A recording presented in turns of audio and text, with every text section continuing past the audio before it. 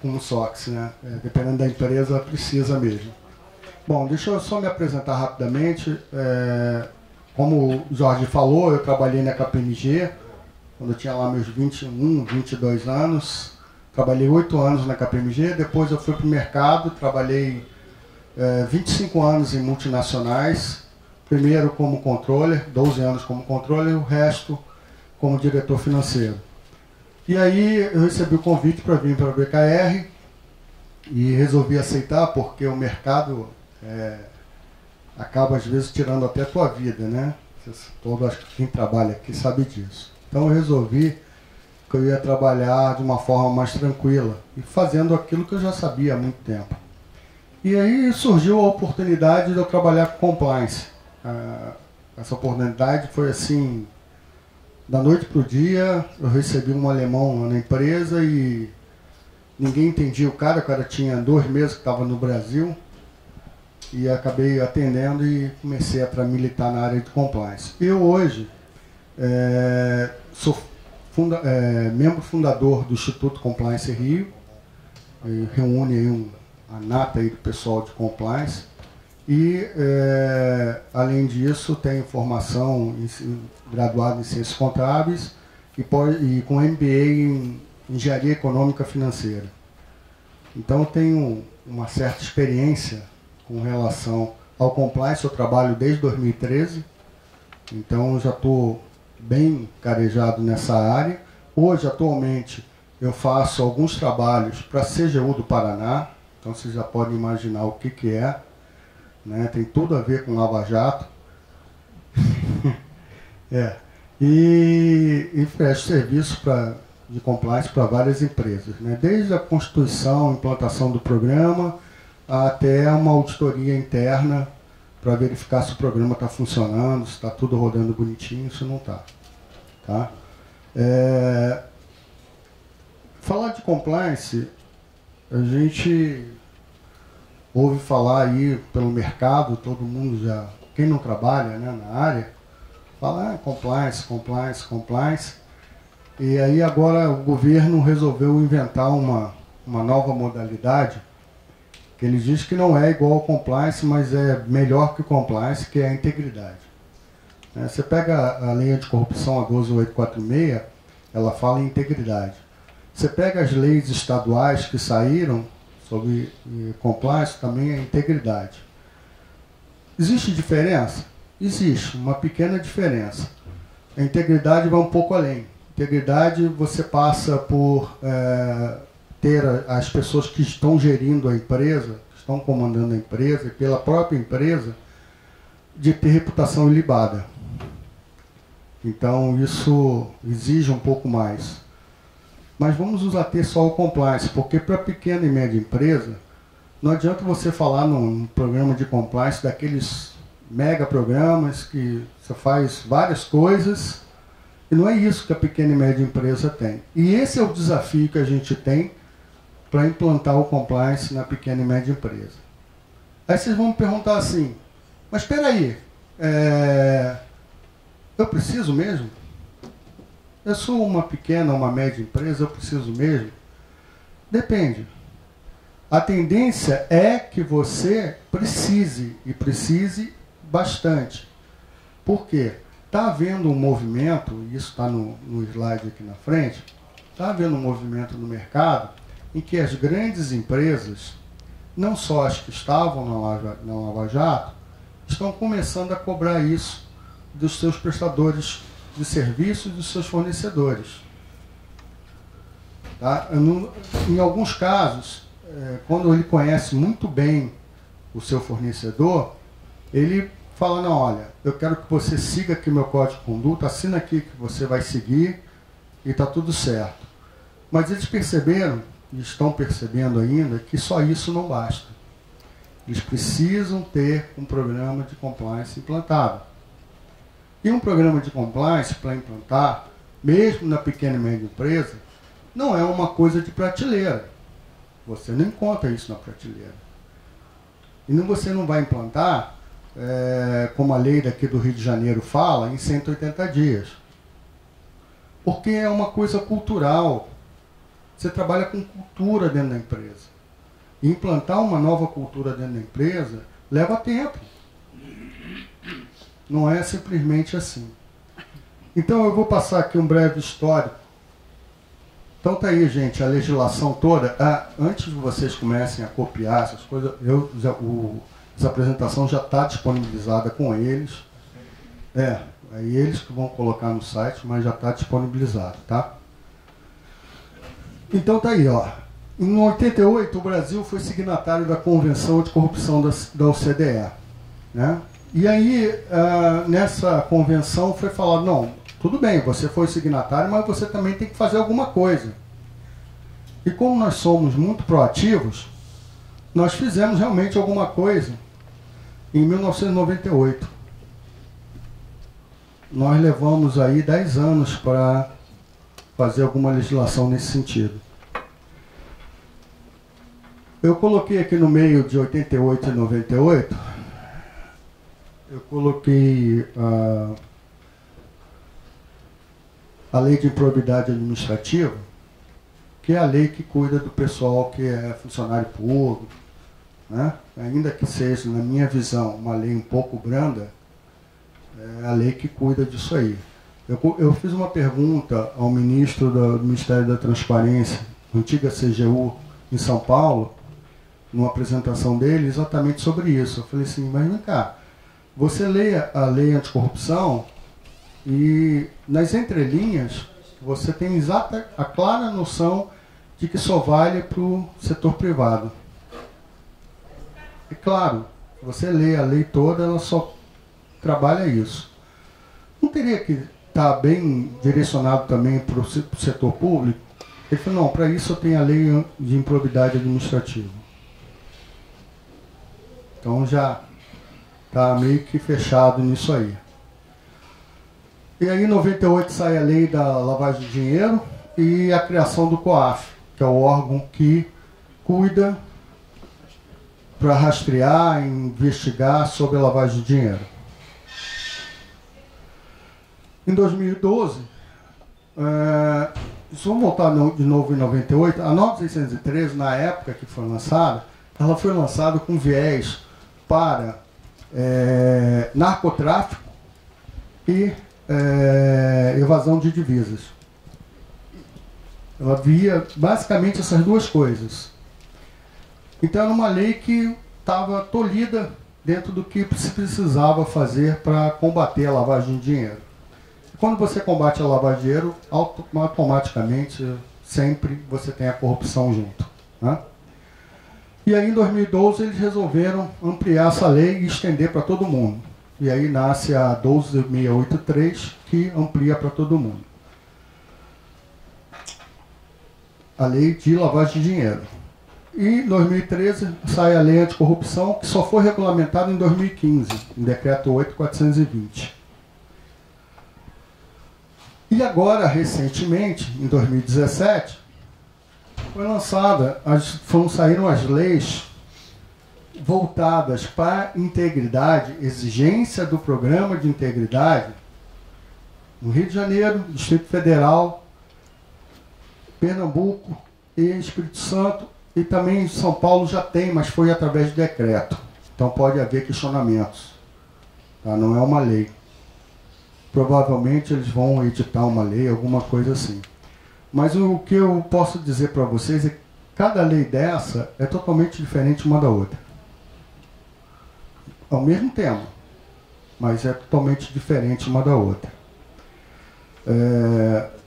E voltando aqui para o Rio de Janeiro, que é onde que a gente está, existe uma coisa que é interessante. Ele fala dos 180 dias, fala que tem que ter alguém que avalie esse programa, daquele prestador que vai prestar serviço para o governo, né? Mas ele não especifica claramente. Então, você pode ter aí um entendimento que eu posso pegar lá qualquer um e o cara assinar para mim que está tudo ok. Tá? Então, acho que ainda vai ter regulamentação dessa lei. Não tem como não ter. está muito em aberto. Eu estou falando só dessa parte, por quê? Porque foi isso aqui que impulsionou a história do compliance no Brasil. Foi a Lava Jato que botou a compliance para frente. Porque até a Lava Jato, a Lava Jato é um divisor de águas. Até a Lava Jato, algumas empresas tinham um compliance por exigência lá de fora. As grandes corporações, os grandes escritórios de advocacia tinham, porque para ele prestar serviço aqui no Brasil para a filial dele, ele tinha que ter. Então essas empresas tinham. Mas com o advento da Lava Jato, a coisa tomou uma forma, e aí nasceu essa onda que eu estou falando, que nessa onda existem 3 surfistas. Eu falei isso numa palestra, em um fórum, um debate, foi muito engraçado. Essa onda tem 3 surfistas. É aquele surfista já velhão que já está surfando há muito tempo, sabe qual é a onda que ele está pegando, sabe para onde a onda vai. Existe aquele surfista novato, mas que já está olhando para o velhão lá e fala, bom, para onde ele for eu vou, porque eu sei que eu não vou tomar um tombo da prancha. E existe aquele surfista que está no primeiro dia dele, e não sabe para onde a onda vai, não confia no que os dois estão fazendo, e, bom, segue o fluxo. O que acontecer, vai acontecer. Esse surfista novo são as empresas, esse surfista que não está pegando a onda pela primeira vez, são as empresas que ainda não têm uma estrutura de compliance. Isso nós estamos falando aí de mais ou menos 48% das empresas no Brasil que não tem. Mas que vão ter que ter, porque senão não vão sobreviver. Quando eu comecei a trabalhar com compliance, e compliance é uma coisa que até hoje os advogados adoram falar sobre isso, tem escritório de advocacia que tem departamento dentro. Quando eu comecei a trabalhar, o pessoal olhou e falou assim, mas pô, um contador? Caramba! Só que o cara não viu que eu era auditor, né? E o contador é o que tem melhor condição para fazer. Você vai falar de controle interno? Com quem? Não é? Então isso foi um debate que eu levei lá para o Instituto de Compliance exatamente sobre isso. Um evento que teve um cara que veio do FCPA dos Estados Unidos para falar para a gente.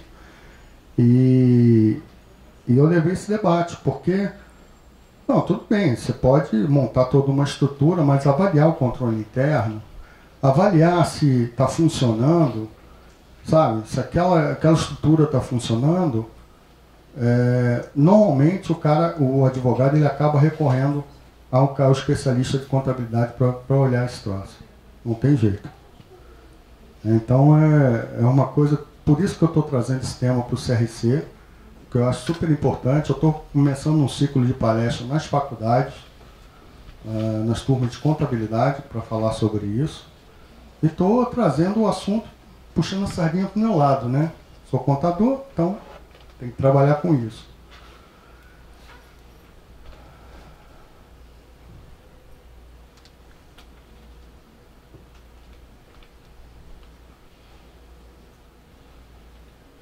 Tá ligado?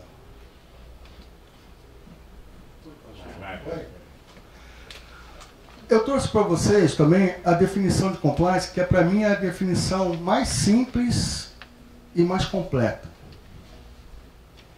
Porque as pessoas chegam para mim, outro dia o meu sócio lá perguntou assim, o que é compliance para você? Eu falei, está perguntando para o macaco o que é banana? Não? Eu falei para ele, não, compliance é isso. Não, é conformidade. Eu falei, conformidade é a tradução da palavra. To comply, em inglês quer dizer conformidade. Está conforme. Então é isso, é um conjunto de procedimentos adotados por uma empresa visando detectar, prevenir e combater fraudes e infrações a leis e regulamentos aplicáveis à sua atividade. Quando você fala em regulamentos, são os regulamentos internos da empresa. E aí você passa por controles internos, procedimentos, o que você quiser dentro disso. bem como assegurar que seus valores e padrões de conduta sejam observados pelos seus colaboradores. Ou seja, se a empresa quer seguir por uma linha, os colaboradores têm que observar esse padrão de conduta, um padrão de ética, né? Eu tive numa empresa grande, e quando eu entrei, eu fui para lá para fazer uma dessas avaliações lá da CGU. Quando eu entrei, eu passei por 3 andares, porque primeiro me mandaram para um andar, aí depois me mandaram para um andar que era só de sala de reunião, e depois no final acabei indo para o andar da pessoa que me recebeu. Eram 3 andares diferentes, em cada andar tinha uma mesa com um monte de guloseimas, chocolate, balas, essas coisas assim. Uma caixinha onde estava escrito coloque o dinheiro aqui, e não tinha ninguém tomando conta, nem uma câmera sequer vigiando. E quando eu olhei aquilo, depois que eu conversei com a pessoa e tudo, no final eu perguntei para ela, quantas pessoas não botaram dinheiro ali? Ele falou, bom, até ontem eram 2. A empresa tem, na época, tinha 13 mil e poucos funcionários. Só 2 não terem colocado o dinheiro, isso quer dizer que a empresa entendeu muito bem, os seus colaboradores entenderam muito bem o que é o padrão de conduta da empresa e o padrão ético. Né? É um exercício muito claro e fácil de entender, e que faz com que o funcionário entenda. Aí ele vai falar, não, o funcionário colocou dinheiro porque estava com medo. Mas eu fiquei várias vezes nesses andares, fiquei vários minutos, 10, 15 minutos aguardando, não tinha ninguém, estava deserto. Os funcionários transitando lá dentro. Então ele só faz isso quando ele entra ou sai. Ou quando ele quer alguma coisa que ele vai lá, abre com um crachá, pega, põe o dinheiro. Isso é ética. Né? Na mesma palestra, uma palestra que eu dei depois, eu falei assim, qual a diferença do cara que fez um ato de corrupção a Lava Jato para o cara que vende bala dentro do ônibus e chega lá e dá um saquinho de bala para o motorista? É o mesmo ato. Ele está corrompendo o motorista para deixar ele vender a bala dentro do ônibus. Então, entender o conceito da conduta e da ética passa por você realmente ter um padrão de conduta e ética. E todos nós já estivemos ou estamos ainda subordinados a um padrão desse, a um código de ética e conduta. Ou não estão? Quando você nasceu, seus pais não disseram para você o que você podia ou não podia fazer? Foi ou não foi? Quando você fazia o errado, teu pai não te repreendia? Recentemente, um colaborador trabalha na multinacional, todo ano, no início do ano, a matriz dos Estados Unidos manda o código de conduta que você é obrigado a assistir e dizer lá, afirmar que você concorda, assinar. Sim, isso é padrão obrigatório. Foi demitido por justa causa porque ele não estava atendendo o código de Sim. conduta. Você tem... A empresa, quando faz o programa de compliance, lá no finalzinho do programa, tem lá as punições. Né? Dependendo do caso. Esqueceu que é segundo? Isso aí a gente pode até depois falar, se der tempo a gente falar um pouco dos casos que eu já vi, que são casos assim mirabolantes. É tão sério o negócio, a empresa é norte-americana.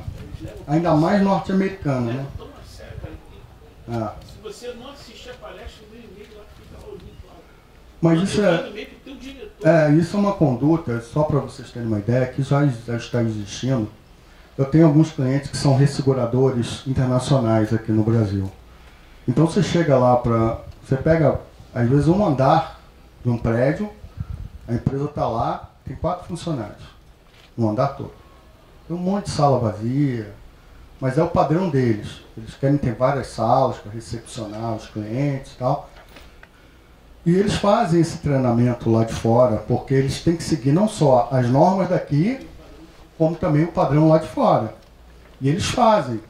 E se o cara não... Eles têm um prazo para o cara assistir e responder umas perguntas.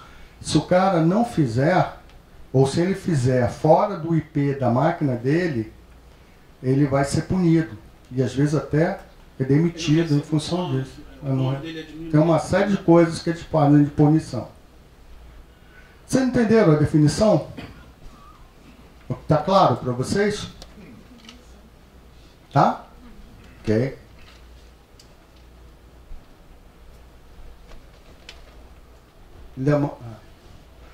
Então eu falei para vocês aí da onda, né? E que por que essa onda? A gente vai falar em risco.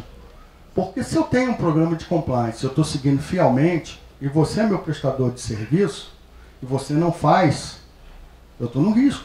Não adianta fazer tudo isso, mas ter você como um braço e estar no mesmo risco que eu. Pensa num escritório de advocacia. Você é um advogado, presta serviço para a minha empresa. Eu tenho compliance. Você, advogado, não tem. Tá? Mesmo que eu coloque para você que você vai seguir meu código de ética e conduta, vão ter coisas que vão estar fora disso aí. E aí, você assina por mim, inclusive. Não assina? Você não tem procuração para assinar? Se você fizer algum ato em desacordo com o que está na minha estrutura de compliance, eu estou no risco. E o grande ponto que as pessoas ainda não perceberam é o risco. Porque se você tiver qualquer envolvimento em qualquer situação dessas, ou qualquer desvio que você tenha dentro da empresa, até que seja uma fraude interna, que você não se resguardou, vai arranhar a sua imagem. Imagem arranhada, ela não é recuperada de uma hora para outra. E às vezes nem é recuperada. Vide aí as construtoras da Lava Jato. Tá? Tem construtora aí que é imensa no nome, já foi imensa em termos de negócios e pessoas, e hoje não tem um tostão furado. Então, uma carestia no caixa da empresa. Por quê? Porque tiveram o nome arranhado. O nome, a marca, ficou marcada, ficou detonada. Só para vocês terem uma ideia, eu posso falar, porque isso foi público, foi publicado em jornal, os funcionários da Odebrecht, por exemplo, estavam tirando a experiência da Odebrecht do currículo deles. Porque quando batia na empresa que eles estavam se candidatando, o cara olhava o Odebrecht e jogava fora. Foi feita uma pesquisa e o pessoal estava tirando.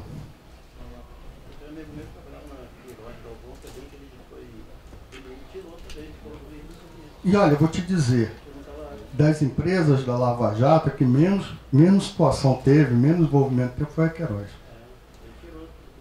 Não, tem que tirar, não tem jeito. Bota lá em empresa própria, fala que você trabalhou por conta própria.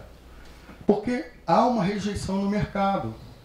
Esse é o maior dano que você pode ter quando você não tem uma estrutura. Outro que é pior, como foi o caso lá da Petrobras, também foi público, tinha uma estrutura de compliance, mas era só para inglês ver.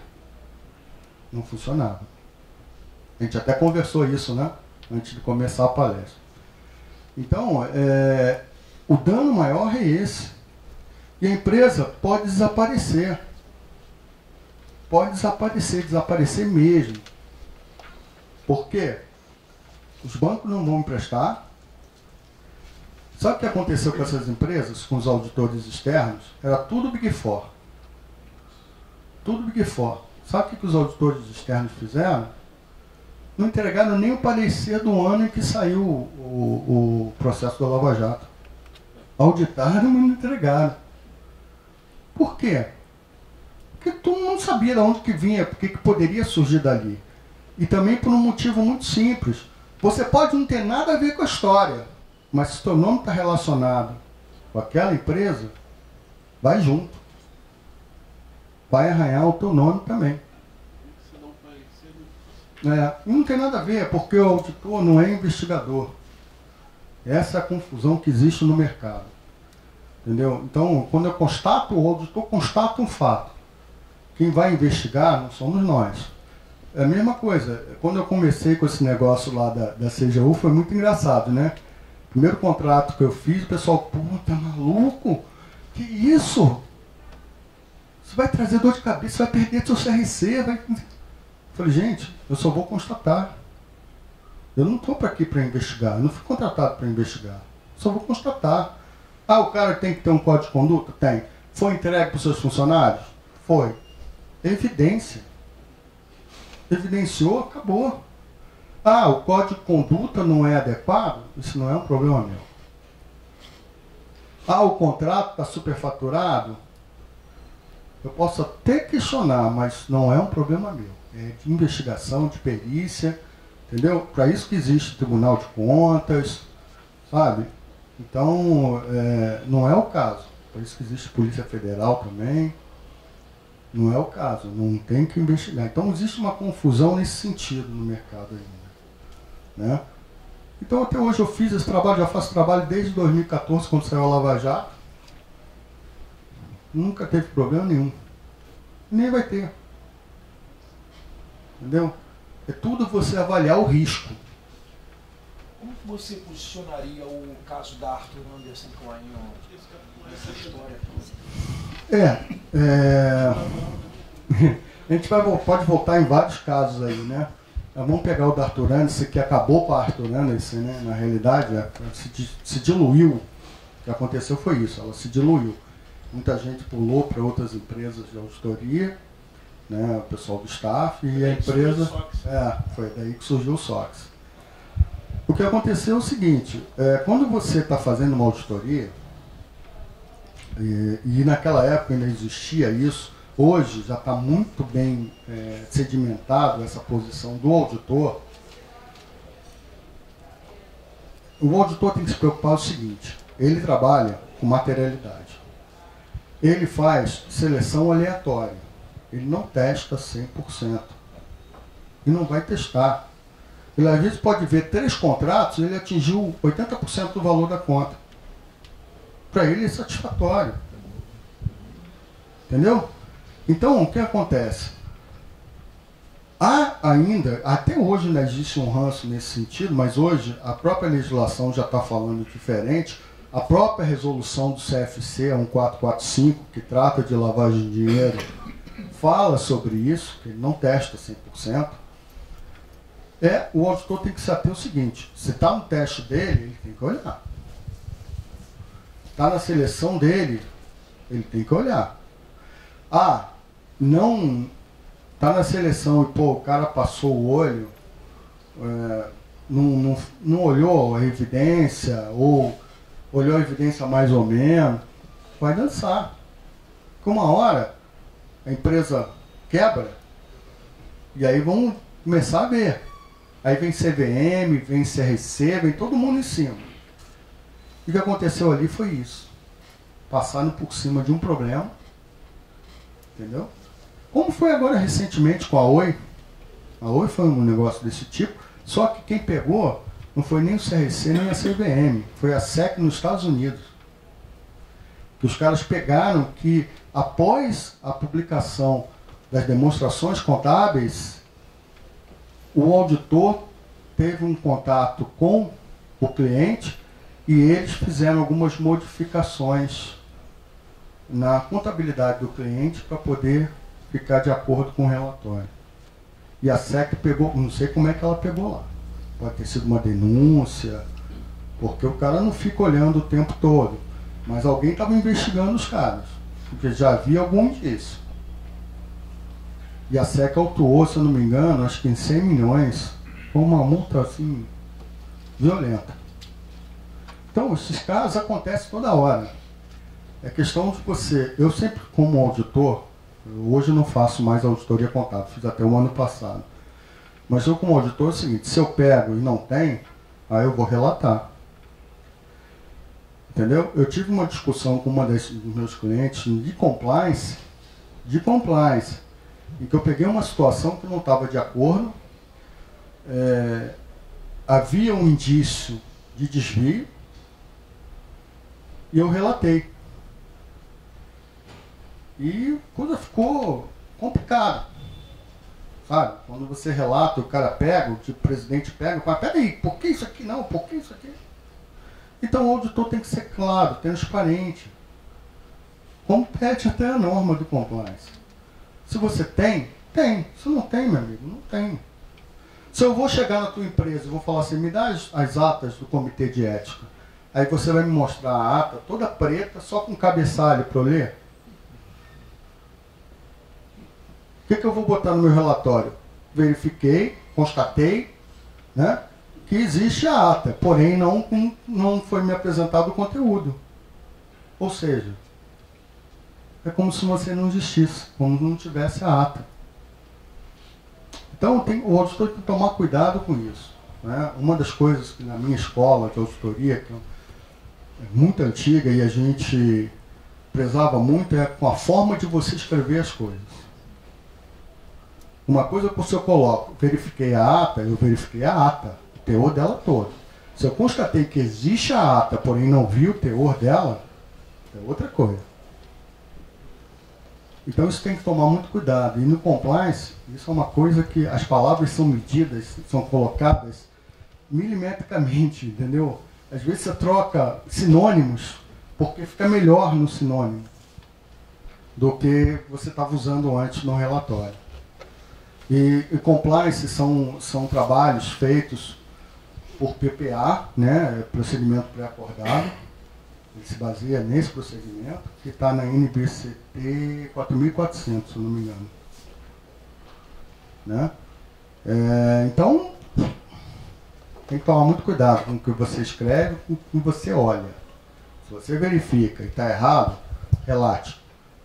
Sabe? E é isso que o compliance incentiva com o canal de denúncia. Relate, fale, relate para quem tem direito que existe o problema. Hoje, com o canal de denúncia, ficou muito bom para o contador, né?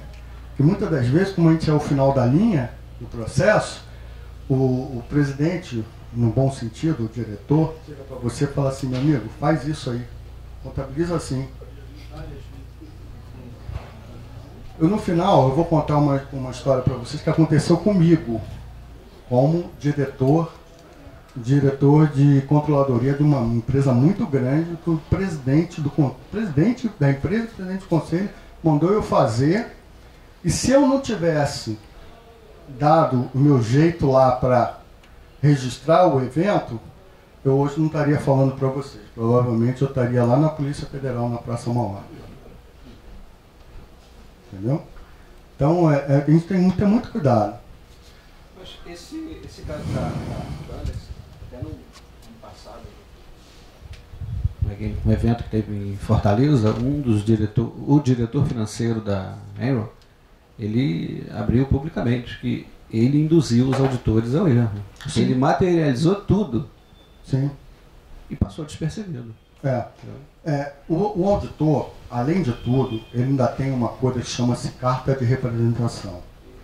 É uma carta em que a empresa, a diretoria da empresa assina dizendo que mostrou tudo, que não deixou nada oculto. Entendeu? Agora, o auditor ele tem uma capacidade, quando a auditoria é feita de uma forma adequada, ele tem a capacidade de pegar quando não... Entendeu? Na minha época não tinha computador, né? Era tudo no lápis e no papel. Mas, eu vou te responder, mas o que acontecia naquela época? A gente metia a mão, o cara, eu já olhava para você, os olhos arregalados, mas por que você escolheu esse? Logo esse, não tem outro que fica mais fácil para você pegar, não, eu quero esse. Você entendeu?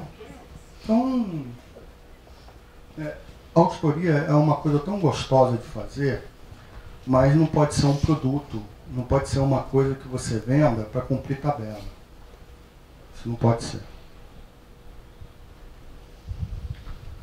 Só contribuindo com o que o amigo falou aqui da Enron, eu fui auditor também, trabalhei na praia, inclusive eu conheci o Panasol, que era um dos sócios lá no caso da Petrobras, mas uma das primeiras coisas que a gente fazia no treinamento era um vídeo sobre essa situação da Enron, como ele falou que materializava muita coisa.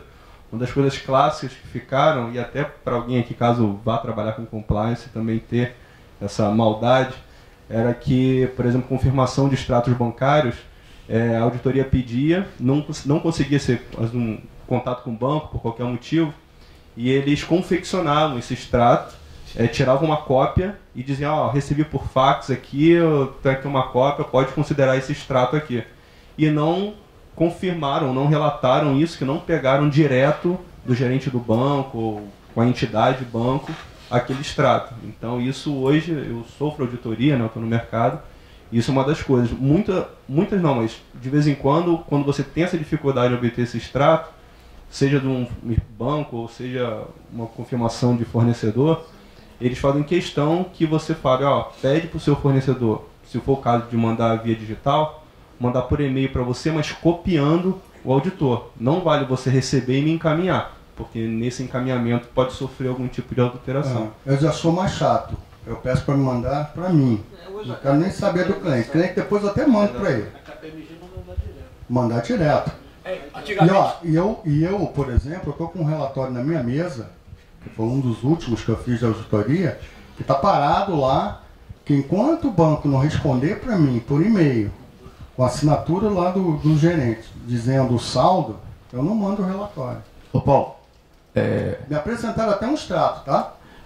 antigamente a gente fazia a circularização via correio e então pessoal, certo? Para Sim. confirmação de saldo, extrato bancário, vai por Nos fora. áudios tempos, sim. Eu sou daquele tempo, então. Estou com Tá. 66, 40 anos de auditor, então me aposentei agora em julho, né? Então, isso tudo que eles estão falando, né? A gente pode ajudar mais ainda, né? Que tudo isso que você está falando, 10 para você, né? Mas a lei 6.404, a 1.598, essa 13.013 que saiu em 2016, não está aí.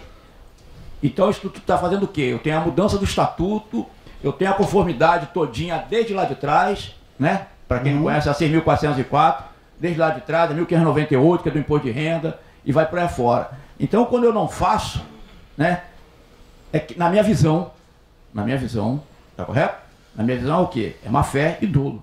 Acabou. Tá? Que não existe meio termo.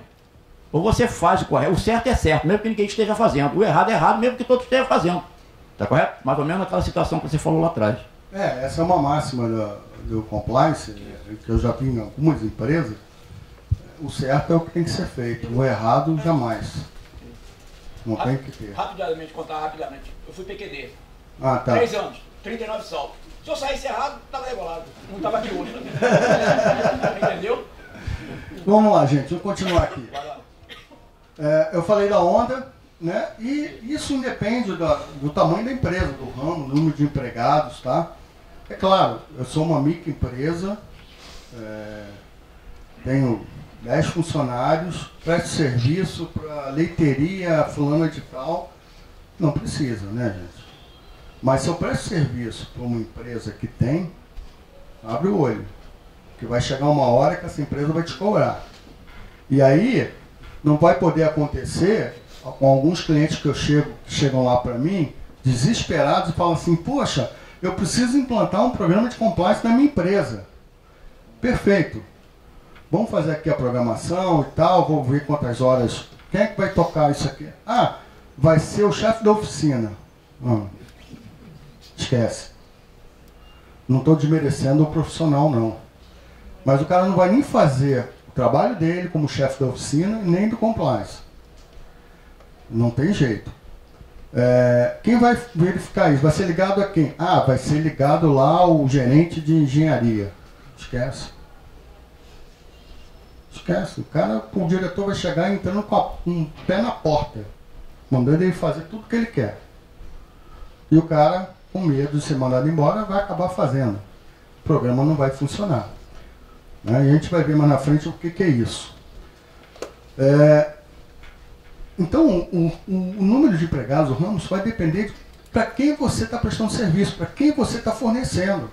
Se a empresa que você está fornecendo tem um programa, está atuante, e você assinou lá, pelo menos, que está de acordo com o código de conduta dele, e vai seguir o código de conduta dele, vai ser uma hora que ele vai te cobrar um programa de compliance. Que não é o mesmo programa dele, o tamanho que a empresa dele tem, mas é um programa mínimo que você tem que ter. Tá? Eu já falei ali, mostrei para vocês que os governos estaduais estão obrigando agora os seus fornecedores a terem, e vão cobrar isso. E no caso do Rio de Janeiro, inclusive, vai ter que ter uma avaliação, uma espécie de certificado, alguma coisa assim da avaliação do programa, para dizer que o programa funciona. Então isso é uma coisa que eu acho que não vai ser implementada tão de imediato, mas já está valendo. Em 2018 já está valendo. Mas que eu acho que mais cedo ou mais tarde alguém vai cobrar isso aí. Então, se eu acho que vai acontecer de repente de um fornecedor que prestou serviço e que não tinha certificação, não tinha compliance, vai acontecer. Eu acho que vai. Vai doer no bolso, vai doer na imagem, mas vai acontecer. Até porque ele fala em implantar o programa em 180 dias. Não implanta. Você falar que é implantar o quê? A estrutura está toda montada? Tá. Mas está implantado? Não. É cultural. Cultura você não muda de uma hora para outra. Não adianta. O grande lance disso tudo aí é a oportunidade que a empresa tem. Né? A empresa tem a oportunidade de rever seus valores, rever os seus controles internos, rever a sua estrutura, para ver se está tudo de acordo, se você está bem ou não. E principalmente, avaliar os seus riscos, mapear os seus riscos. Esse é o grande ponto. Você já ouviu falar alguma coisa assim? Na tua empresa mapeia risco, faz risco? Duvido. Não estou desmerecendo a tua empresa não, nem a minha. Mas é uma coisa que não tem essa cultura de fazer. É cultural. Então, não é chegar e falar assim, bom, quais são meus riscos? Eu tenho um risco do cara lá do financeiro, de fazer um desvio financeiro, eu tenho um risco do meu cliente receber a mercadoria e revender com um cara lá fora que é traficante de drogas, eu tenho... Você vai elencar os riscos assim, não vai dar certo. Para pensar, para analisar. Tá? É muito sério. Quando você avalia seus riscos, você fala assim, opa, legal, eu tô bem. Eu fui numa resseguradora dessa lá em São Paulo, e eu cobrei do cara a matriz de risco dele. Ele falou, não tem matriz de risco. Eu falei, por que não tem? Não tenho risco. Eu falei, como você não tem? Então vamos falar aqui? Vamos. Qual é o risco de você não entregar uma das obrigações da SUSEP? É pequeno? Você pode até dizer para mim que é pequeno, mas eu acho que é médio. Porque você controla tudo, está tudo centralizado em você. O fato de repente chegar num dia ruim e esquecer de mandar, que é tudo com data marcada, ou mandar errado, que é pior ainda, né? Mandar com a informação errada, existe o risco. Qual é o risco de você fazer um pagamento indevido? É pequeno. Os seus controles que você tem são pequenos, é pequeno o risco. Mas existe o risco. Então não é que não exista. A tua matriz de risco ela é pequena. É uma matriz que vai ter lá 6 ou 8 riscos só. Mas existe. Então esse negócio da gente achar que não, é tudo meu risco, é tudo pequeno. Tá bom, é pequeno, mas existe o risco. Elenca ali, bota ali, faz a relação do risco. Avalia o risco. E aí, vamos olhar para os teus controles, os teus procedimentos, para ver se eles estão mitigando esse risco. Então é uma oportunidade que a empresa tem para olhar para si e falar, bom, eu estou bem ou não estou? Eu tenho ou não tenho? Antes de falar em custo, né? O pessoal quando fala assim, é custo. É custo. Mas o custo, nesse caso aqui, de você não ter um programa, pode ser muito caro para a empresa. Você vê que as pequenas empresas, elas nem processos têm. Não, nem processo tem. Por isso que eu estou falando que o programa ele tem que ser um programa compacto. Ele não pode ser um programa, e você vai ver lá na frente, que eu vou abrir para você os pilares, eu vou abrir os procedimentos, tudo que você tem que fazer, e os que não E quais os procedimentos que você não precisa ter. Mas se você quiser ir mais além, você pode fazer.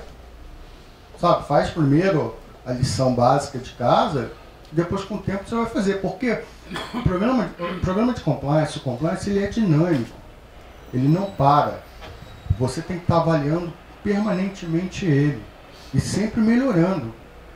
Se eu pudesse botar para vocês aqui uma estrutura de uma empresa, mostrando um timeline aqui, só mostrando o que eles evoluíram ao longo dos 2 últimos anos, por exemplo, vocês iam ver coisas assim, pô, mas peraí, o cara reviu esse troço em outubro e agora em maio ele está olhando de novo? Tá? Ele está olhando porque ele viu que não está bom ainda, não chegou onde que ele quer. A satisfação de ter um programa funcionando bonito, perfeito. Então, quando a gente fala na oportunidade, você tem os benefícios, né? Que é mais conhecimento sobre o seu negócio, do seu mercado, porque você vai fazer um exercício de avaliar, né? Proteção, que eu falei aqui, né? Eu escrevi um artigo para a revista do IBEF, vocês conhecem o IBEF? Instituto Brasileiro do Executivo de Finanças. Eu escrevi uma matéria que é exatamente sobre isso, né? Eu não me lembro do título agora, falava sobre a marca. Eu até briguei lá com o editor da revista, briguei no bom sentido, porque ele vai e me põe um emblema da Volks quebrando.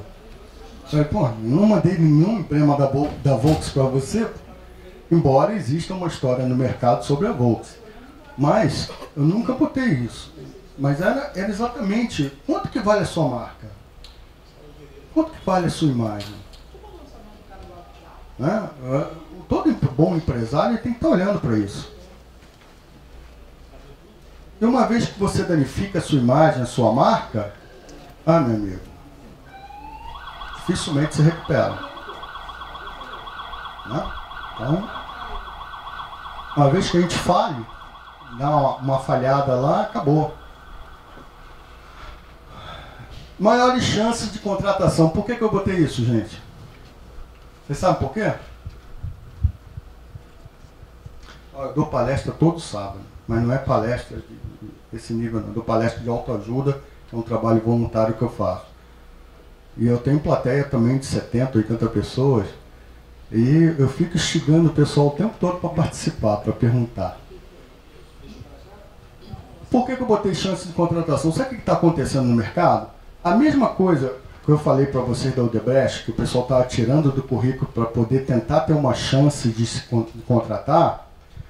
O mercado agora, os empregados, a mão de obra, ela está olhando para a empresa, se essa empresa é uma empresa ética, se é uma empresa que tem compliance, se é uma empresa que eu mereça trabalhar ou não. Está acontecendo isso. Tem diversas reportagens sobre isso. As empresas especializadas em RH têm divulgado esse assunto. Está vendo um negócio impressionante. Peraí, deixa eu ver se essa empresa vale a pena de eu trabalhar lá. A minha filha agora, recentemente, ela foi chamada por 3 empresas.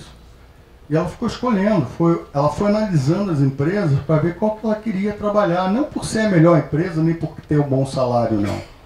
Mas se a empresa era uma empresa idônea, se era uma empresa ética, se era uma... Foram os critérios que ela usou para... Porque todas as 3 empresas eram empresas muito grandes. Mas ela olhou para ver qual empresa que ela queria trabalhar. E isso está acontecendo no mercado. Por isso que eu botei ali maiores chances de contratação. Redução das penalidades, que já está na lei anticorrupção, né? Se você tiver um programa de compliance, se houver algum problema, a multa cai bastante. É só olhar o decreto 8.420, porque a lei dá um susto, né? A lei fala que vai ser 20% do faturamento do ano anterior. Se não puder apurar o faturamento, vai ser de 6 mil a 60 milhões. Dá um susto, mas depois o decreto faz a dosimetria, né? Olha, a penalidade é o que está na lei, mas se você tiver, reduz tanto, se você fizer isso e isso, reduz mais tanto. Né? Eu fiz um cálculo uma vez, dos 60 milhões cairia depois com uns 10 mil, 15 mil reais, se o cara tivesse programa de compliance, tivesse tudo bonitinho implantado. Então, Quem aplica essa multa? olha, o que está no decreto, que a lei não é muito clara, mas no decreto fala que é um órgão do governo que vai tratar desse assunto, aí leia-se entre parênteses, Ministério da Transparência. Tá? Pode passar pelo TCU, pode passar pelo TCE, mas no final vai bater no Ministério da Transparência. Assim, eu vejo essa questão. Esses dias eu conversava com um empresário e a gente vive uma época muito difícil, desemprego, acelerado e tal. Sim. A gente está até em contramão a isso que você acabou de falar ali, de escolher a empresa e tal. E ele comentando que, em função do que eles estão vendo, ele se representava por... talvez um grupo de amigos, pessoas, enfim. Ele dizendo que ele, por conta dele, ele não pagaria mais nada. Não admitiria ao governo, empregado sem registro, e não pagaria mais PIS, COFINS, imposto de renda, não pagaria mais nada, porque ele não aguenta ver tanta roubalheira e tal. Isso nos preocupa enquanto profissionais, porque você vê que... Desobediência civil. Exatamente, uma desobediência total, uma revolta. Eu quase apanhei numa palestra em São Paulo por causa desse negócio. Não, eu também já falei isso, já fui criticado. Eu falei na palestra, o cara perguntou sobre Petrobras, eu falei, não, vamos esquecer Petrobras. Aí ele voltou de novo, perguntou de novo, eu falei, não, vamos esquecer Petrobras. A terceira vez ele perguntou, eu falei, não, Petrobras. Ele falou, não, eu quero saber do senhor, o que o senhor acha que nós temos que fazer com a Petrobras? Eu falei assim, olha, eu como bom brasileiro, eu entendo o seguinte, para mim não importa se ela vai continuar pública, se ela vai ser privatizada, mas o que não pode acontecer é a morte dela. Porque aí vai ter um efeito liquidificador tão grande, catastrófico. O cara pulou a cadeira, saiu pulando as cadeiras, partiu para cima de mim. Que é um absurdo, que não sei o que, você não pode pensar assim. Eu falei, meu amigo, eu tenho que pensar nos meus filhos, eu tenho que pensar nos meus netos, eu tenho que pensar no que vem depois de mim. Não no juízo final. Não no juízo final. Entendeu? Então, eu concordo com você que houve essa roubalheira, eu concordo com você que teve tudo isso, mas o grande castigo veio na credibilidade. Se você falar para mim hoje, qual a empresa que está na Lava Jato que tem credibilidade no mercado, nenhuma delas. Nenhuma. Então, mas o que eu vejo... E pode fazer igual aquele cara, o Cavendish, que mudou o nome da empresa, comprou uma outra empresinha lá em São Paulo e mudou o nome da empresa, e a empresa continua caminhando a passos curtos, tropeçando e não consegue. Sabe por quê? Porque vão ver quem é que está por trás dessa empresa. Mesmo que você bote um laranja, sabe? Ataca a empresa e ataca as pessoas. E esse é o grande lance da lei anticorrupção, que ela cria logo no início, no artigo 2º, a responsabilidade objetiva. Então hoje, você não pode mais chegar e falar assim, não, foi o João que fez, minha empresa não tem nada a ver com isso. Não, responde o João, responde você como diretor-presidente e responde a empresa. Então hoje não tem mais como você fazer isso. Sabe? Então quando eu falo para vocês que a Lava Jato foi o grande impulsionador do compliance no Brasil, não tenho dúvida. Não, mas o que eu queria dizer é nós, enquanto contadores de pequenas e médias empresas, né, a dificuldade da gente passar isso para o cliente. Para eu dizer a ele que eu tenho que ter um controle, que eu tenho que ter um mínimo de processo dentro da empresa dele. Sim. A dificuldade o que a gente ouve é isso. Como as grandes têm com as pequenas e médias empresas. Né? O seu discurso é perfeito, é o que eu uso também. Eu acho que a gente não tem que dar o mau exemplo, a gente tem que fazer da maneira correta. Sabe por que eu estou falando isso? Eu hoje trabalho na BKR, que ele falou ali. Hoje a BKR tem clientes grandes, tem clientes pequenos.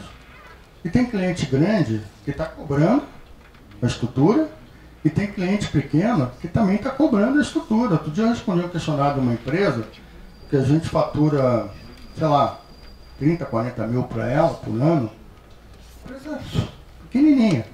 E o cara me perguntando se eu tinha um programa de compliance, se eu tinha código de conduta e ética, se eu tinha canal de comunicação, canal de eu gosto de chamar de canal de denúncia, né? Eu não gosto muito. Mas se eu tinha um canal de denúncia, se eu tinha uma série de coisas, eu falei, gente. Aí eu respondi para ele da seguinte forma: temos sim, gostaria de conhecer o seu. Em todas as perguntas. Aí nunca mais mandou o questionário pra gente. Sabe, é aquela história do modismo, que o cara acha que, não, pô, peraí, vou mandar porque o cara vai achar que eu... Mas quando você mandar, você tenha, porque eu vou te cobrar também. Já que você me perguntou, eu vou te cobrar. Então eu não posso exigir de uma empresinha que, sabe, tem um cliente só, tem 2 fornecedores, que ela tem uma estrutura dessa. Mas, se ele me cobra, eu posso cobrar ele. Se ele está me cobrando é porque ele tem. Ou se eu tenho.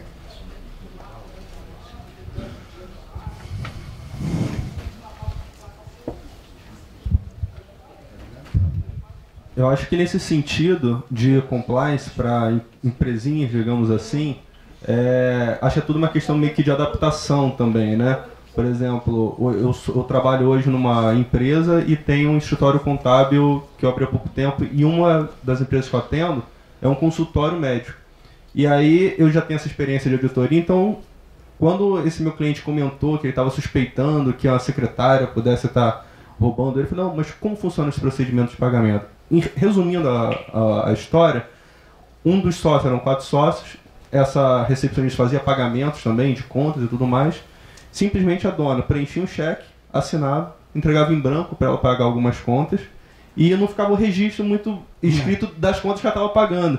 Então, quando ela falava que um cheque era de tal valor, saía dinheiro da conta que não estava casando com os cheques. Eu falei, olha só, não tem como mudar muito o seu procedimento, porque também não vou exigir uma grande estrutura em um funcionário só. Mas faz o seguinte, pede para ela, na hora que ela selecionar as contas que vão ser pagas, tirar uma foto do cheque, registrar e informar quais são as contas. Porque aí não vai ter o risco de a conta dar R$100, o que ela fazia? Ela preenchia o cheque, sacava o dinheiro na boca do caixa e pagava as contas. Então, às vezes acontecia de a conta dar 100, ela preenchia 110, pagar os 100, ficar com 10, ficar com 20, 50. Então, assim, é um pequeno procedimento, um rastro, que já inibe esse tipo de fraude. Rastrear. Exatamente. O que acontece hoje é que existe um movimento, não sei se vocês sabem disso, saiu uma notícia, acho que foi no Valor, um bom tempo atrás, uns 2 meses atrás, e como o instituto do qual eu faço parte está envolvido nessa situação, lembra que saiu um negócio do Ministério Público, os 10 procedimentos do Ministério Público contra a corrupção, e o troço não foi muito para frente.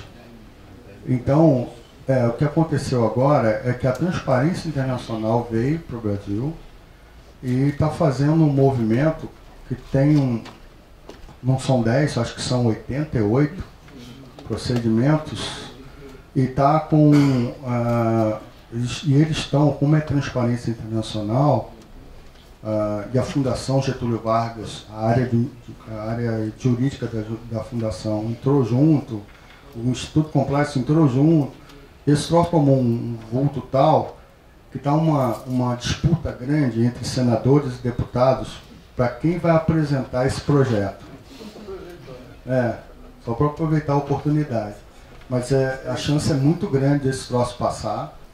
E nesse procedimento é uma coisa com relação a pagamentos. Então vai baixar alguns limites do Banco Central com relação a pagamentos entre pessoas.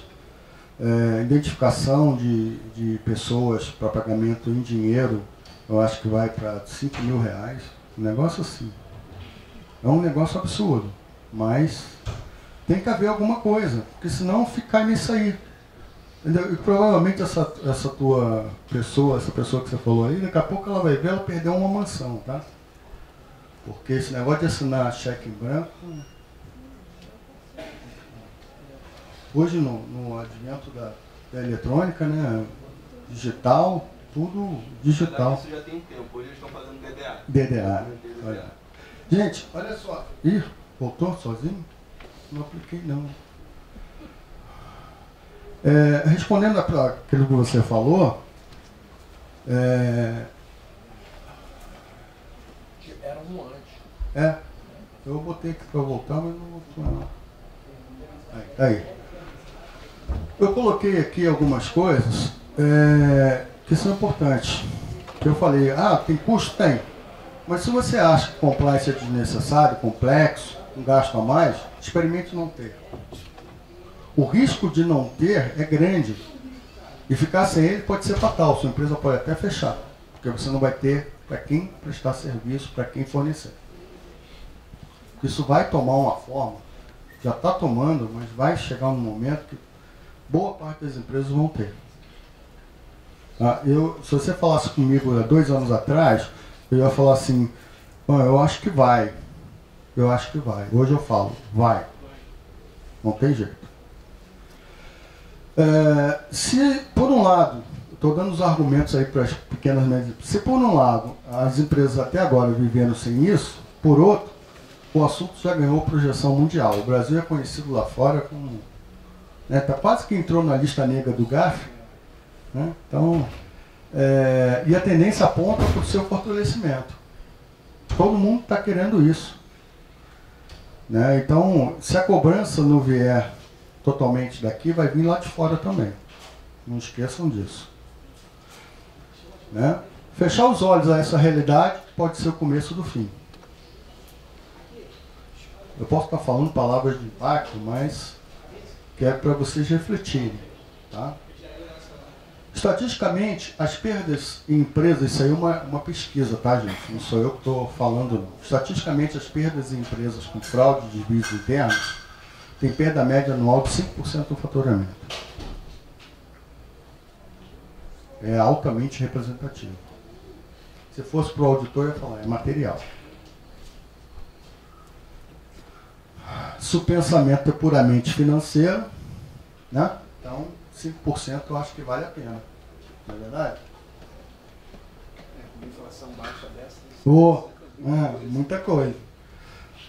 Então, para você aplicar um programa de compliance numa PME, o primeiro ponto que você tem que ter é patrocínio dos sócios da alta direção.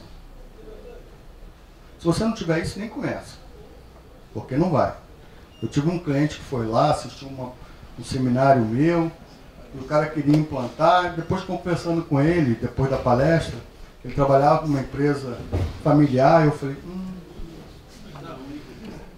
e partiu de quem? Não, eu estou mostrando para eles que precisa, eu falei assim, boa sorte para você. E não foi. Não foi. Não foi. Então, se não tem isso, nem começa. Esse é o primeiro ponto. Se você tem, tá. Então vamos fazer a adoção de valores, regras, mecanismos e procedimentos para orientação e disseminação da cultura dentro da empresa. Né? E aí você vai criar controles internos, políticas, tudo que você puder fazer para sanar. Não só os desvios, as fraudes, mas também a desobediência aos controles internos, aos procedimentos internos, né, a tudo que a empresa tem que norteia a sua operação. E atendimento à legislação vigente, não pode esquecer da legislação, né? Depois disso tudo aqui em cima, ainda tem que olhar para a legislação e falar, bom, deixa eu atender também a legislação. Ou seja, dentro do teu manual lá de controles internos e políticos, uma seçãozinha de lavagem de dinheiro e corrupção, combate à lavagem de dinheiro e corrupção, que vão ter controles que vão trabalhar nisso, tá certo? Como não assinar cheque em branco. Certo?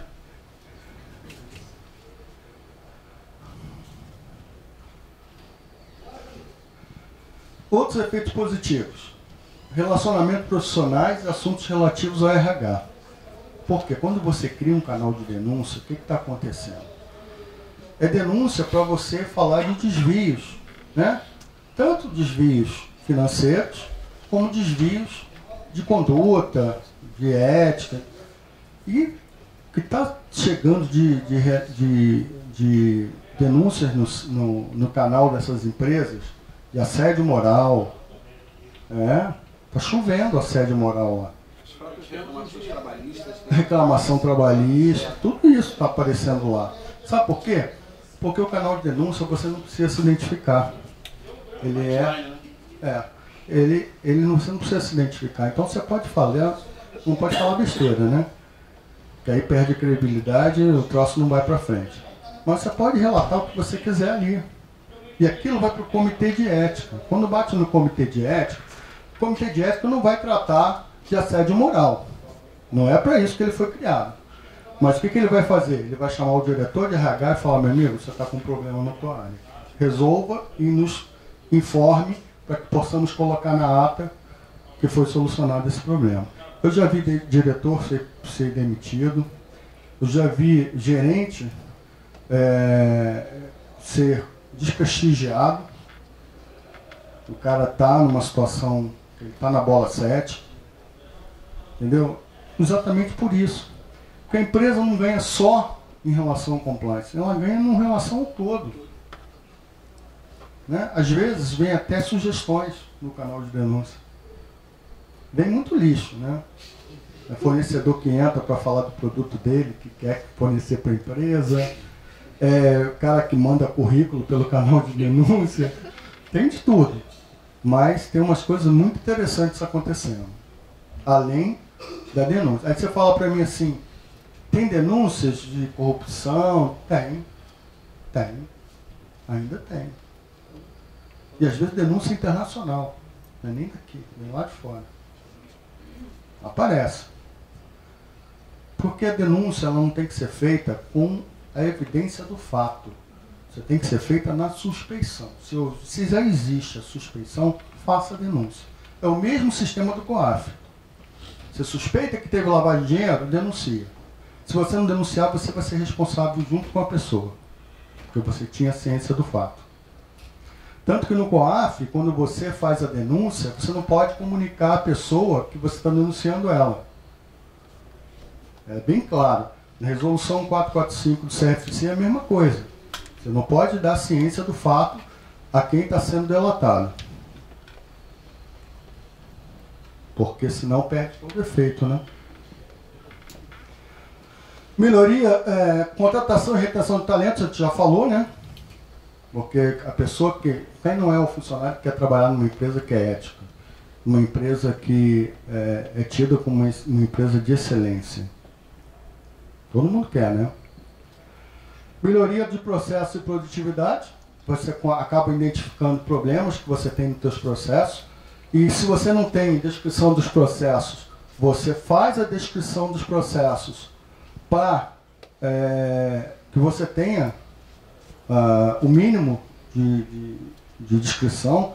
Eu como hábito, como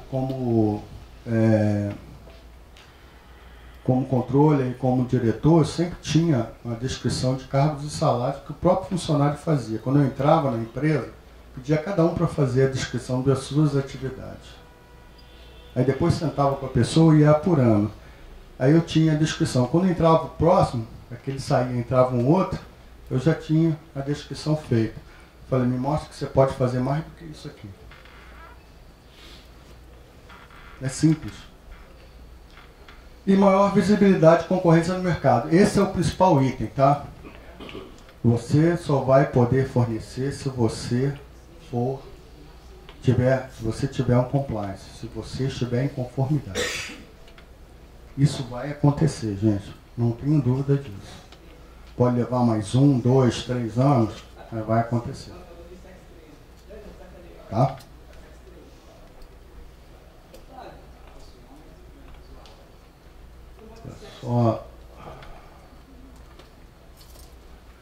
E aí são os pilares do compliance.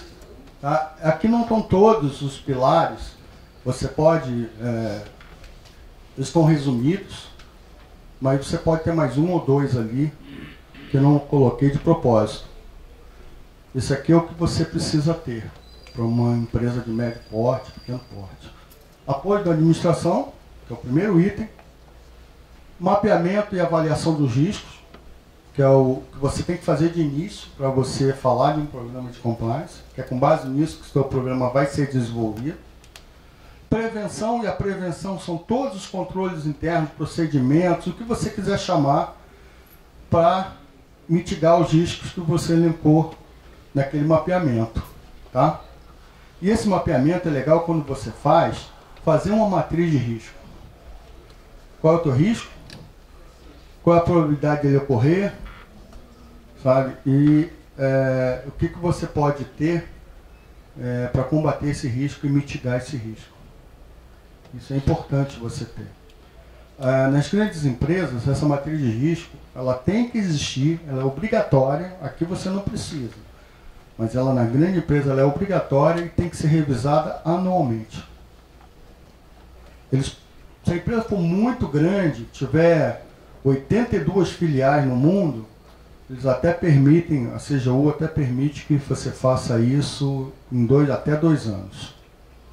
Mas tem que ser feito. Se não for feito, a matriz não está valendo. Treinamento e comunicação.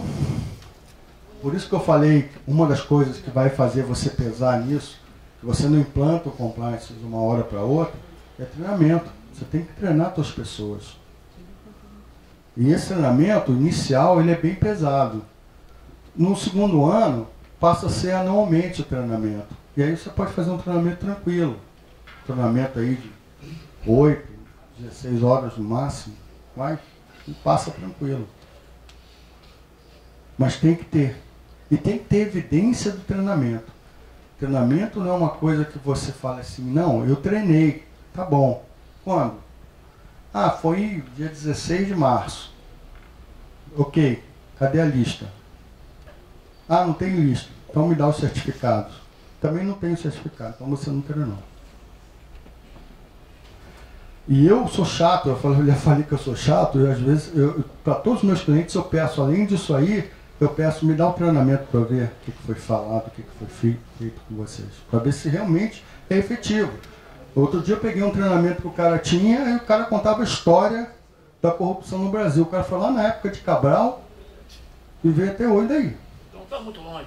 Mas não estamos falando, da época de Cabral, né? Cabral é Cabral, né?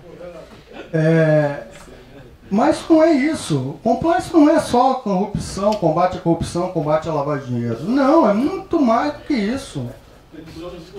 É você estar em conformidade, é você ter uma empresa ética, é você ter os padrões da tua empresa. Tudo isso. Não é só isso.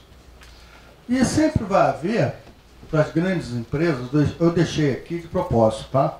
Para as grandes empresas sempre vai ter que ter o apoio da área, de que está ligado à área que está fazendo o compliance, se tiver governança também, para esses pilares. Eles têm que estar sustentados nessa área de governança e compliance. Senão, sabe, aquela história do presidente, não, deixa que eu vou botar um pilar aqui meu. Ô Paulo, você falou uma coisa, essa questão de treinamento. Eu tenho uma situação, teve um treinamento, mas o cara me apresentou somente a nota fiscal com os impostos retidos. Legal, bonito. Cadê o treinamento? Não tem. A evidência é a pessoa assinar. Nesse trabalho que eu faço com a CGU, um dos passos que tem é evidência do treinamento. Né? No primeiro ano foi muito engraçado. No primeiro ano o cara me apresentou uma lista com nomes, né? E engraçado que na listagem eu estava testando, só para vocês terem uma ideia, 600 funcionários. Na listagem tinha o funcionário 2 vezes, numa folha e na outra. O mesmo funcionário, com cargos diferentes e com assinatura diferente. Podem ser homônimos. Né? Aí eu pedi a documentação do funcionário, que era o mesmo cara. Então não é sério. Lá na empresa, qualquer treinamento você assina e lá vem dizendo, se for o auditor, lá nós somos auditados por cliente, explica, se pegar, entendeu? Tem que ser. Do funcionário, do colaborador e Fala. responder de acordo. Pode falar. Você definiria a diferença entre compliance e governança? O compliance, eu vou te dar vou falar uma frase, depois eu posso até abrir mais para você. O compliance é um dos pilares da governança. A governança vai além disso aí. A governança fala de transparência, equidade, sabe? A empresa é diferente. É diferente. Tanto que quando eu faço os trabalhos de análise, de certificação, eu avalio a governança e depois avalio o compliance. Porque é uma coisa que é um dos pilares da governança. E o controle interno? Como que você posicionaria? Dentro da prevenção. Dentro da prevenção. O controle interno bom é aquele que é preventivo. O controle interno detectivo, ele é válido? É. Se você não tem o preventivo, vamos para o detectivo, pelo menos. Né? Mas você tem que trabalhar sempre o controle interno preventivo. Sempre. A ideia é evitar que aconteça. Depois que aconteceu, você vai detectar, vai fazer a correção, mas você já perdeu alguma coisa. Já deixou um rastro aí para trás. Ok? Eu dei essa palestra lá no meu escritório para umas 48 pessoas, mais ou menos, clientes nossos, né? E eu dei essa palestra em 4 horas. Por isso que eu estou correndo um pouquinho. Bom, o que nós podemos fazer? Adoção do programa, né? O Código de Ética e Conduta enseja ali dentro o Comitê de Ética, mas na pequena e média empresa você não tem que ter um comitê de ética, você pode até montar se você quiser. Tá? Mas você não precisa ter, mas você tem que ter pessoas que vão responder pelo Código de Ética e Conduta e pelo programa. Porque qual é a principal função do Comitê de Ética? Não é apurar denúncia. Todo mundo pensa, apurar as denúncias. Não. É desenvolver o programa de compliance permanente. Ou seja, está sempre buscando melhorias, designando o que tem que ser feito, aprovando as melhorias que vão ter que ser implantadas. Essa é a principal função do comitê.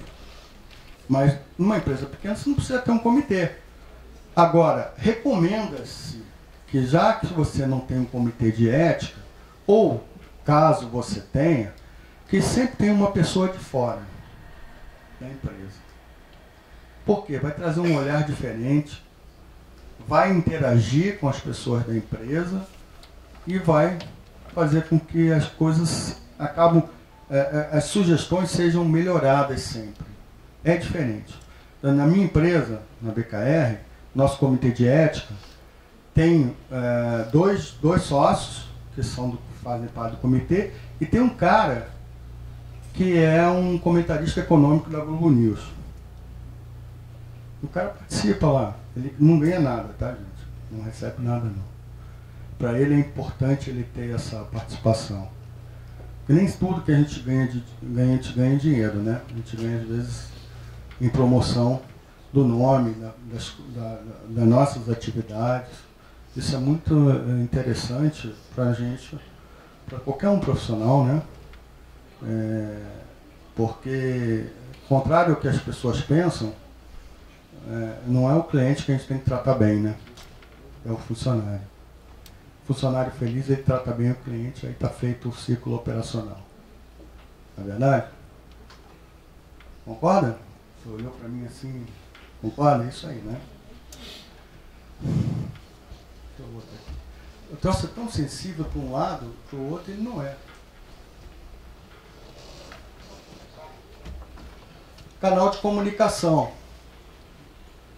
Né? Avaliação dos riscos que a gente já falou. O canal de comunicação. O negócio do canal de comunicação é tão importante que hoje existem empresas que terceirizam o canal de comunicação. Terceirizam. Você pode ter vários tipos. Você pode ter 0800, pode ter no site, pode ter urna dentro da empresa, carta, né, e-mail. E tem empresas que terceirizam. Por quê? Porque você tem que ter um cuidado muito grande com isso. Ele é confidencial. Os nomes não podem ser revelados. Os nomes têm que ser guardados a 7 chaves. Porque se o cara quiser, ele consegue identificar de onde que vem. Né? E tem gente que coloca o nome, tem gente que dá o nome, que sabe que é confidencial, não vai passar dali para frente. Vai estar no canal e dali para frente não vai mais. Mas você imagina que você, por exemplo, faça uma denúncia lá no canal de comunicação da sua empresa. teu nome está lá. Você botou, quis botar. Aí, quem está recepcionando lá o canal de denúncia é feito lá pela gerente do RH. Ó. Aí ela chega e comenta com um colega, fala assim, fulano denunciou a empresa nisso, nisso, nisso, denunciou fulano nisso, nisso, nisso. Aí o cara sabe, vai tomar satisfação com você, eu troço como um vulto grande, aí você é demitido, o cara é demitido, aí você vai e fala assim, não, vou entrar com processo. Vou entrar com processo. Aí você entra com processo contra a empresa, ganha fácil, fácil, fácil. Então é muito sério. Por isso que muita empresa está preferindo terceirizar do que botar o canal dentro da sala. E nessas empresas que terceirizam, eu tive a oportunidade de ir em 2 delas, é impressionante. Os funcionários que trabalham no canal de comunicação, eles não podem entrar na sala em que eles trabalham com o celular. Ih, a morte certa, né? 8 horas trabalhando sem celular, hein? Eles não podem entrar com o celular, não pode, os computadores que eles usam não tem nenhuma forma de você botar nenhum pendrive, HD externo, qualquer coisa que seja. Eles são travados. E os caras saem dali, eles assinam um documento de confidencialidade. Então tem toda uma estrutura voltada exatamente para não vazar essa informação do nome da pessoa. Mas isso não quer dizer que a pequena e média empresa vai ter que contratar uma empresa dessa. Não. Ela pode fazer. Mas escolha a pessoa certa para receber, cuide da confidencialidade para não vazar. Entendeu? Não é botar na mão de qualquer um, não. Ok?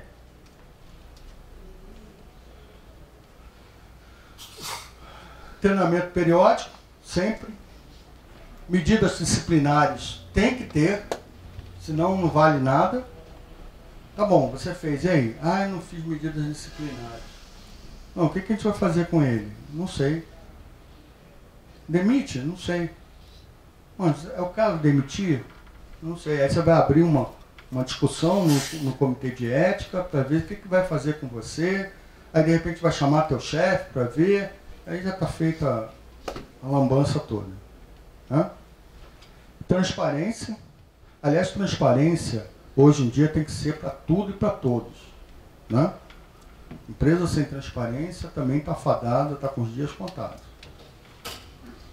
E monitoramento. Esse é um item importante, gente. E aí entra a auditoria interna. O pessoal confunde muito compliance com auditoria interna. Né? Não tem confusão.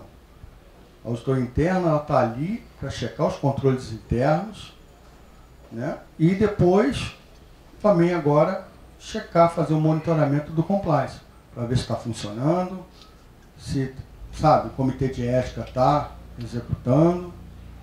Você sabe o que eu faço quando eu quero testar o comitê de ética e o canal de denúncia? Eu faço uma denúncia fictícia. Eu escolho uma pessoa dentro da empresa e falo, fulano está desviando dinheiro. E assino meu nome lá, boto meu nome lá. E aí aquilo toma uma forma, como eu boto uma denúncia de uma forma geral, o cara sempre, o pessoal do canal sempre me volta um e-mail falando assim, mas você pode dar mais detalhes sobre a atividade e tal. Aí quando eu vejo que está funcionando o troço, eu falo, não, isso é só uma denúncia fictícia de teste da auditoria interna, e mando para ele. Não, coitado, pode demitir o cara, não dá tempo de eu avisar que é um teste, né? Mas eu testo para ver se funciona, porque é a melhor forma. É a melhor forma. E se você quiser melhorar, quiser ir mais além, você pode passar a conhecer seus parceiros, e aí você vai fazer uma diligência legal em cima dos seus parceiros, né? Vai puxar a ficha corrida dos teus parceiros lá para ver. Vai estabelecer o comitê de ética, que não é obrigatório, mas nas grandes empresas eles existem. E vai fazer a gestão de terceiros. Você vai começar a olhar para os teus terceiros e vai falar assim, peraí, vem cá. Não, tá bom, você vai ter que entrar aqui, você vai ter que ter treinamento, você vai ter que assinar aqui que vai cumprir o código de ética, você vai observar todos os procedimentos da empresa, que hoje é muito comum, né? O pessoal, às vezes, tem setores aí que é tudo terceirizado. Às vezes, a própria pessoa, né, abre uma MEI, e começa a trabalhar lá para a empresa, ou pega uma empresa, faz uma empresa a todo mundo e dá uma nota só para todo mundo. Tem muita gente terceirizando. Desde que não, eu continuo falando que desde que não seja uma atividade fim, você pode até passar. Porque eu acho que ainda vai ter muita discussão em cima disso. Né? E aí tem gente que faz o pior, né? Bota metade terceirizado, metade empregado. Aí depois o cara entra com equiparação, com não sei o que, pronto, perde tudo. Ok?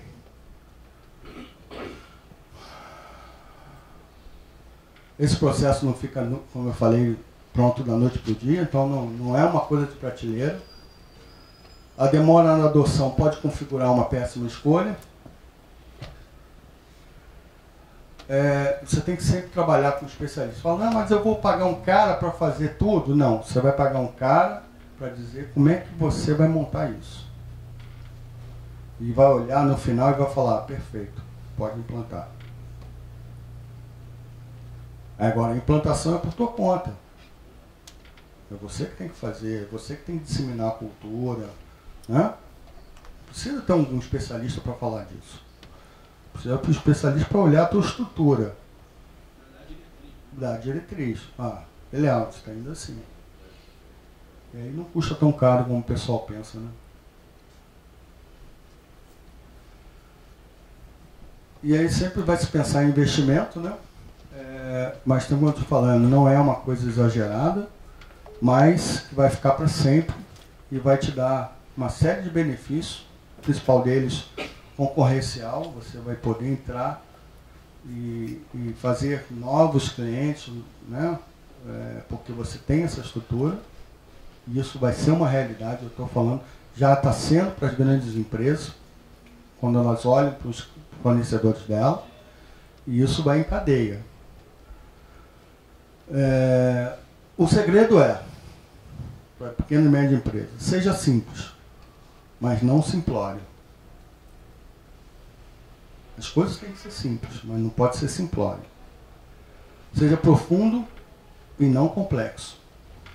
Às vezes você tem que aprofundar no assunto, tem, mas não vai fazer complexidade, não vai elaborar procedimentos mirabolosos, sabe, controles internos inatingíveis, não é nada. Né? É profundidade sem complexidade. Esse é o recado. Eu deixei aqui para vocês não vão ver direito aqui, mas depois no computador vai ficar mais fácil para vocês. Isso aqui é um artigo que saiu, tem até uma coluna no Estado de São Paulo, que sai sobre compliance. E esse artigo é muito interessante, porque dá para você entender claramente o que é um compliance e o que é um programa de compliance. Só nesse artigo aqui, só nessa partezinha aqui. E o segundo também, que saiu, que é sobre empresas e clientes, que é de jornal, por isso que está meio falhado, né? O que impacta em clientes, empresas e clientes, em funcionários, fornecedores e transações comerciais. Aí depois você lê com calma isso, está muito interessante, está muito didático. Eu achei assim fantástico. Eu uso isso aqui sempre nas minhas apresentações, para as pessoas terem uma ideia. Vamos ver o que eu tenho aqui. E aí a gente termina. O certo seria eu abrir agora para perguntas, mas vocês foram perguntando, eu for respondendo. Né?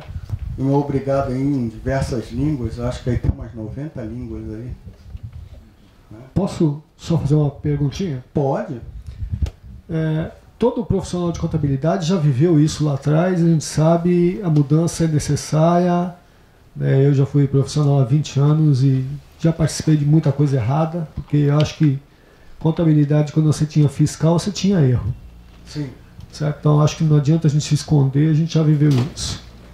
Com relação a isso, nós sabemos que é o caminho, nós todos, claro, sabemos.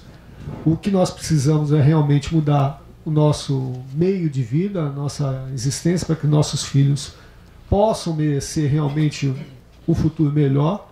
Isso vai ter que ter realmente uma obrigatoriedade com relação aos profissionais de cargos públicos, que muitos deles falam, eu vou entrar para o cargo público, eu não preciso trabalhar. Certo. Em Macaé nós temos a situação que eu sou funcionário público, mas quem vai trabalhar é um colega meu. Aquela história que você vê a rodinha, tem um trabalhando e 8 lá olhando o cara trabalhando. Então, né? isso a gente vai ter que realmente mudar toda a filosofia do ser. Sim. Né, de cada um, e criar nossos filhos que eles não vivam esse mundo que nós vivemos. Enfim, né, dentro dessa situação, pergunto, existe alguma regra para, vamos dizer, lá em Macaé a gente ouve que até a 4ª família abaixo da Petrobras vai ter que ter o compliance. Ou seja, sou o fornecedor, o 4º fornecedor ligado à Petrobras. Existe alguma coisa relacionada a essa exigência mesmo, a nível de lei, ou por enquanto é só especulação que o senhor possa saber? Não, o que acontece é o seguinte, se você ler a lei anticorrupção, ela fala que você tem que estar resguardado com relação, tem que ter toda a cadeia de procedimentos que combatam a corrupção e a lavagem de dinheiro, tanto na lei de lavagem de dinheiro como na corrupção. Mas ele não fala claramente que tenha que descer aos níveis. Né? O que acontece é que, por exemplo, o COAF, ele fala que você é responsável até o primeiro... O cara, quando ele fala de pessoa politicamente exposta, né, ele fala que até o primeiro nível de relação familiar, incluindo as pessoas que não sejam claramente casados, mas que tenham união estável, ou que tenham parentes que já estão filhos daquela pessoa que não tem união estável, que estejam juntos, está todo mundo dentro dessa primeira relação familiar. Então, até ali, você tem que olhar se o cara é politicamente exposto. Né?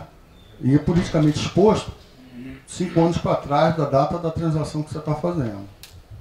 Então, você conta 5 anos e se tem alguma pessoa do primeiro nível do relacionamento familiar, esposa, filhos, enteados, por aí vai, se um deles foi politicamente exposto. Ou seja, você trabalhou em algum cargo público. Não um cargo público tão expressivo, mas um cargo público que tenha decisões, que faça decisões, entendeu? Então, se você pegar, e isso é engraçado, porque fala que você tem que fazer um monitoramento permanente, ou seja, você tem que, no máximo, a cada 3 meses, olhar, puxar a ficha do cara, puxar o cadastro dele, para ver se o cara está andando bonitinho, né? Aí você fala assim, pô, mas peraí, se eu olho o Bradesco, ele é politicamente exposto. Tem gente que trabalhou ali, trabalhou na política. Se eu olho o Itaú, é politicamente exposto. Se eu olho a FETranspor, é politicamente exposto. Mas eles não estão querendo ver isso. Eles estão querendo ver o cara que teve realmente um cargo público. Entendeu? Então, eu tive um problema com um cliente meu, que o fiscal da SUSEP reclamou que ele não estava fazendo monitoramento reforçado. Aí eu fui conversar com o fiscal. Eu falei, mas peraí, cara, monitoramento reforçado do Itaú, primeiro, o Itaú está subordinado ao Banco Central. Então quem tem que olhar o Itaú é o Banco Central. E se o Banco Central está olhando, por que eu tenho que olhar? Né? Por quê? Aí o cara perdeu a base dele, de argumentação. Aí ele falou, não, mas é porque... Eu falei, não, tá bom, se eu tivesse lá seguradora Sul-América, aí eu falo para você, legal, vai ter que fazer monitoramento reforçado. Mas não é. Se eu tivesse lá Sadia Alimentos, que fornece, vamos dizer, alimentos para a empresa, deveria fazer. Uma última coisa agora que eu gostaria de deixar aqui para o CRC, né? Ou seja, se nós tivermos condições de fazermos alguma coisa por essas empresas, né, micro e pequena empresa, por exemplo, de, junto a algum deputado, né, fazer algum procedimento, projeto, de que, vamos supor, as empresas que tenham um compliance, né, possam usufruir de algum outro benefício por conta de ter esse tipo de coisa. Que até aqui a gente reclama e vamos reclamar muito de impostos. Legal. Então, quer dizer, se o CRC pudesse interagir com alguma situação junto à Assembleia, por exemplo, já que existe uma lei no Estado, para que essa empresa, se tiver, automaticamente também tenha algum benefício. Fica aqui uma sugestão para a gente poder verificar. Obrigado.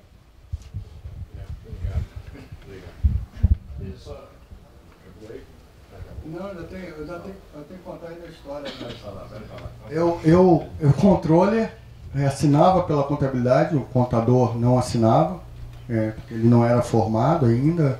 Ele tinha o técnico de contabilidade, mas estava fazendo ainda a ciência contábil, a graduação, né? E aí o presidente vira para mim e falou assim, olha, sabe aquela correção que você calculou da dívida do INSS? Não contabiliza não, deixa a dívida pelo valor original. Aí eu falei assim, como assim? Não contabiliza não. Falei, tá bom. Eu já entendi, pode deixar. Peguei, tive o trabalho de pegar a atualização, dividir por várias contas do balanço. Eu dividi assim, peguei várias contas, fui lançando um pouquinho em cada uma. Eu estava falando de uma dívida de 350 milhões. Imagina o valor da atualização, né? E feito isso, fiquei na minha, o balanço passou, ninguém reclamou, ninguém falou nada. Uns meses depois, eu estou chegando para trabalhar, tinham 2 policiais federais na minha porta. O senhor é o contador? Eu falei, não, mas eu assino pelo balanço. O senhor sabe de uma situação do INSS? Eu falei, sei, nós estamos devendo e tal, inclusive na mão da procuradora e tal. Aí ele falou assim, mas o senhor não atualizou, né? Só por favor nos acompanhe até a delegacia da Polícia Federal. Eu falei, vou. Cheguei lá, falei, não, pô, tá atualizado, eu calculei, contabilizei, como não tá, o contador meu já estava ciente do fato. Falei, se acontecer alguma coisa, você traz e mostra onde que está em cada lugar. Aí o cara foi lá na delegacia e mostrou, tá aqui. Mas por que, cara? Não, porque a gente lança por conta, por período. Então o garoto que lançou errado. Contou a história da carochinha lá. Aí os caras me liberaram. Eu falei, então só é o seguinte, o perito lá da polícia falou, faz o seguinte, estorna tudo, joga dentro da conta do INSS, traz um balanço, assina, bota o seu CRC e volta. E assim eu fiz. No que eu estou fazendo, está chegando o presidente com outros policiais. Aí eu bati no ombro dele e falei assim, se eu fosse na tua, eu tava ferrado, hein? Tinha perdido o CRC, cara. Queria abrir um processo aqui, tinha perdido. Então você tem que tomar, hoje em dia, quando você fala que tem que ser ético, tem que ter, sabe, você tem que ter conduta também. Você é um profissional, né? Você é um profissional, e tem que honrar o profissional que você é e a categoria a qual você representa.